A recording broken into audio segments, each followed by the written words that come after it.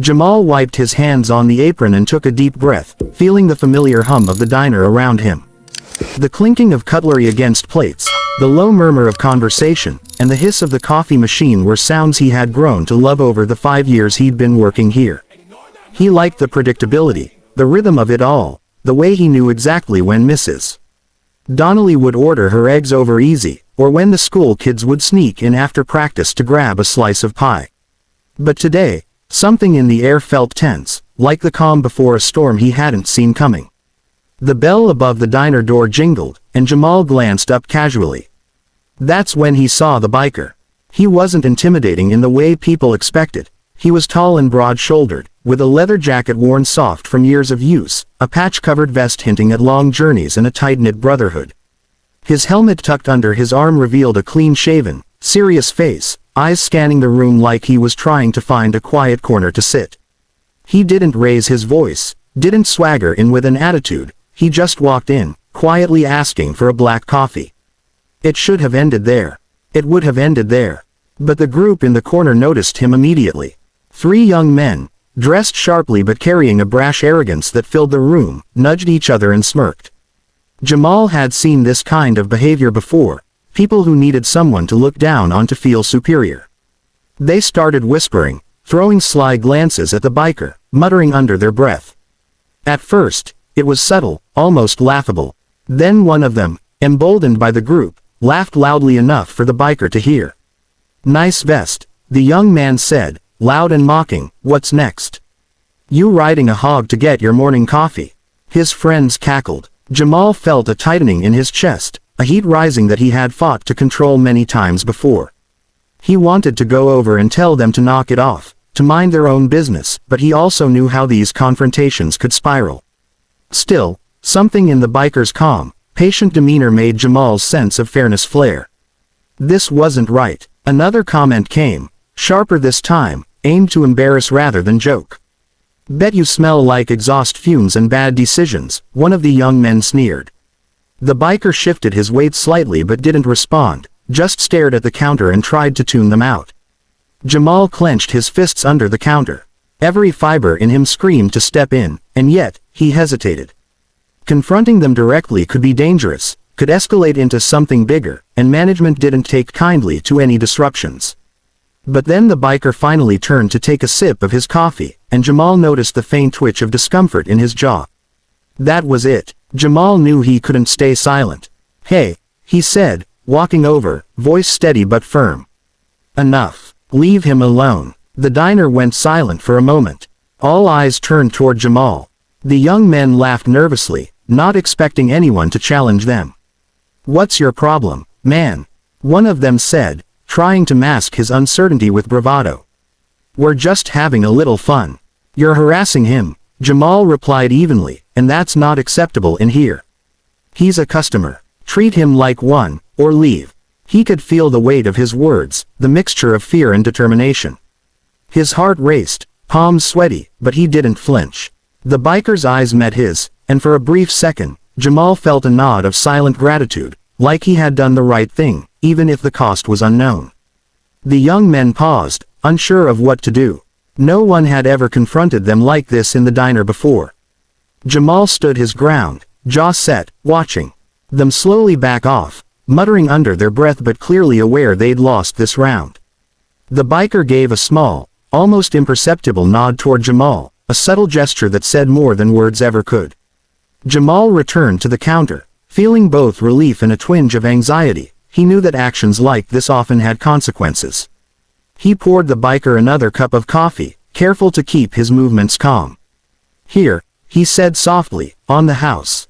Sorry about those guys." The biker smiled faintly, a mixture of gratitude and surprise, and murmured, "Thank you." It was simple, but it carried weight.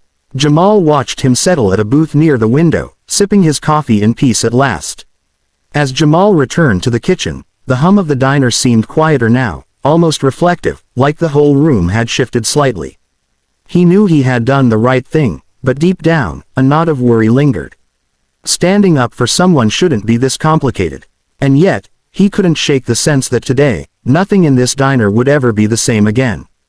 Jamal wiped his hands on his apron, trying to steady the nervous tremor that had settled into his chest. The diner had returned to its usual rhythm, the low hum of conversation and the steady hiss of the coffee machine filling the background, but Jamal felt anything but calm.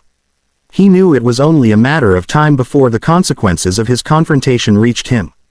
The manager, Mr. Hargrove, had a reputation for being strict and intolerant of anything he perceived as disruption.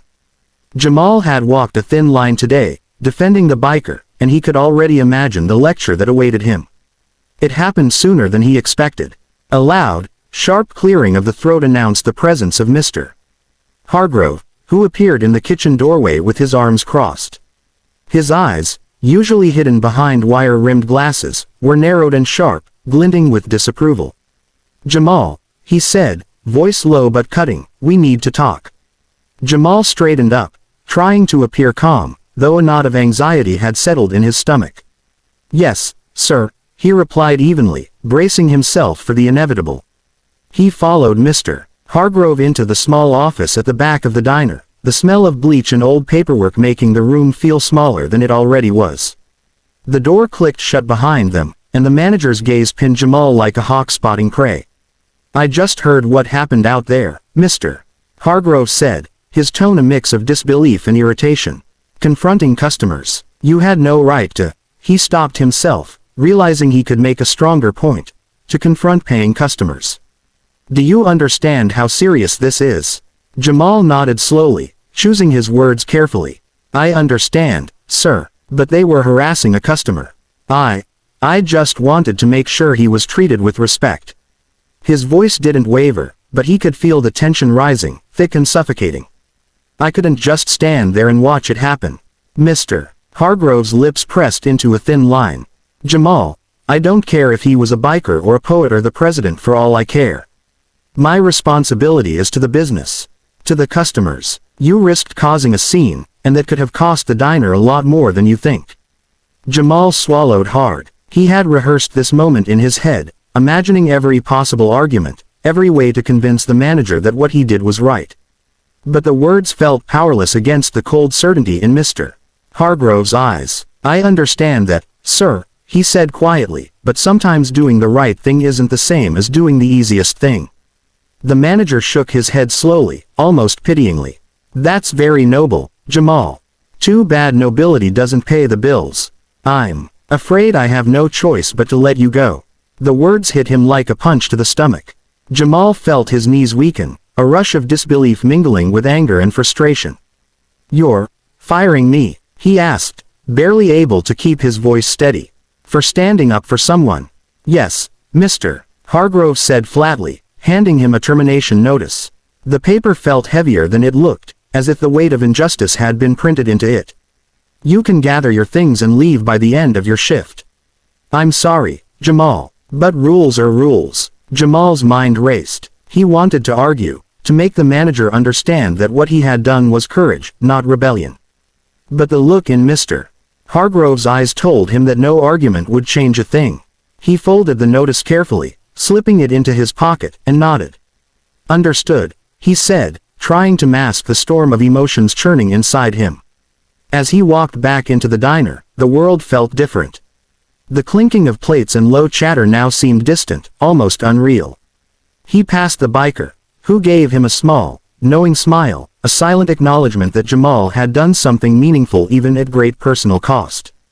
The biker raised his coffee cup in a subtle toast, and Jamal returned the gesture, feeling a strange mix of gratitude and sorrow. By the time his shift ended, Jamal had gathered his few belongings, the apron he had worn for 5 years folded neatly under his arm.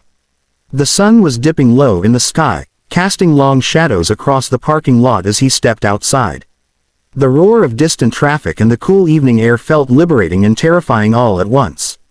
He had lost a job today, not because he was incompetent, not because he had done anything wrong, but because he had dared to act with integrity. Walking to his car, Jamal replayed the events in his mind. The sneers, the biker's quiet composure, the confrontation, and finally, the manager's cold dismissal. And yet, a strange sense of pride lingered. He had done what he believed was right. That had to mean something. Little did he know, the consequences of standing up for justice were far from over. The biker he had defended wasn't just any customer. He was part of a larger community, one that noticed courage and loyalty in ways Jamal could never have imagined. And soon, the diner would see just how powerful a single act of bravery could be. Jamal had barely closed the car door behind him when a distant rumble reached his ears, low and steady at first, then growing louder, like a storm rolling in from the horizon. He frowned, glancing down the quiet street outside the diner. The sun had dipped below the rooftops, leaving the sky a bruised shade of purple and orange, and the usual evening calm felt different tonight, charged with anticipation. Then he saw the first bike appear at the end of the block, headlights cutting through the dimming light, the engine's growl vibrating in his chest. 1, 2, 3. Within moments, the street was filled with motorcycles, sleek and roaring, cutting a path straight toward the diner. Jamal's heart raced, a mix of awe and disbelief pulsing through him. Over 100 bikers were converging on the diner, their engines creating a thunderous symphony that echoed against the buildings.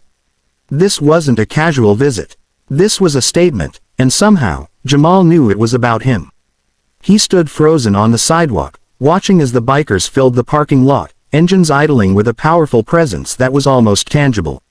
The man he had defended earlier, the biker with the patched vest, rode up front, dismounting with the calm authority of someone used to command.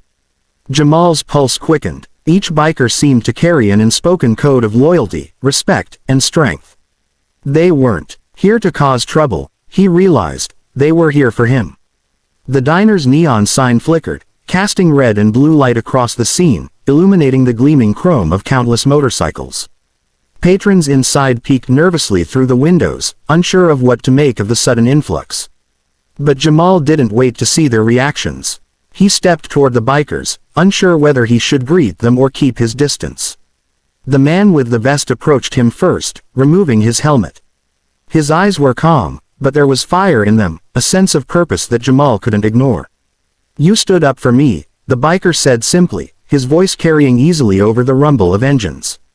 "Not because you had to, but because it was the right thing to do." Jamal opened his mouth to respond, but the biker held up a hand. "No words. We wanted you to see, your courage matters." Jamal felt a lump rise in his throat. He had always believed that doing the right thing was its own reward, but this was beyond anything he had imagined. The bikers began to circle the diner, not aggressively, but deliberately, their presence unmistakable. Engines revved in unison, creating a wave of sound that made windows rattle and tables vibrate. Inside, Mr. Hargrove appeared at the diner's front door, his face pale, confusion and fear mingling in his eyes. The manager stepped outside, flustered, as Jamal approached him slowly. What is all this?" he stammered, glancing nervously at the sea of motorcycles. What? Are they here for me?"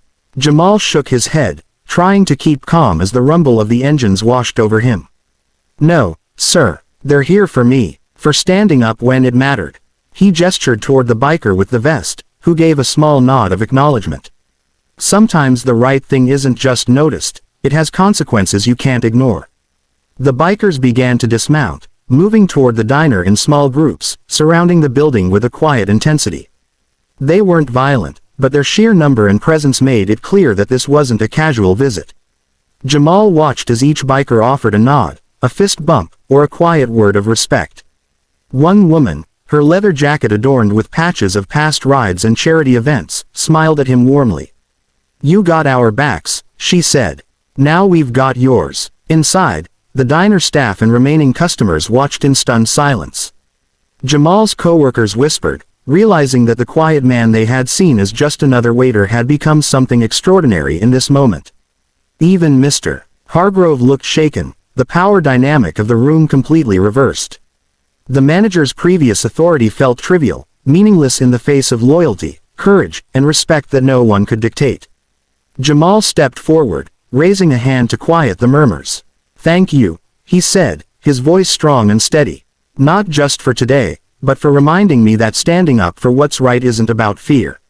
It's about knowing who you are and what you believe."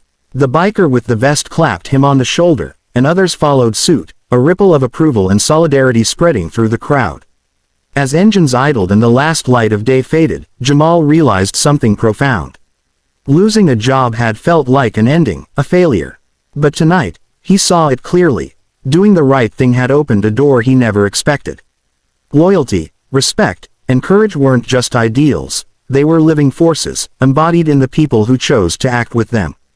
And as the bikers slowly rode away, one by one, Jamal knew that his life had changed forever, not because of the job he had lost, but because of the integrity he had chosen to keep.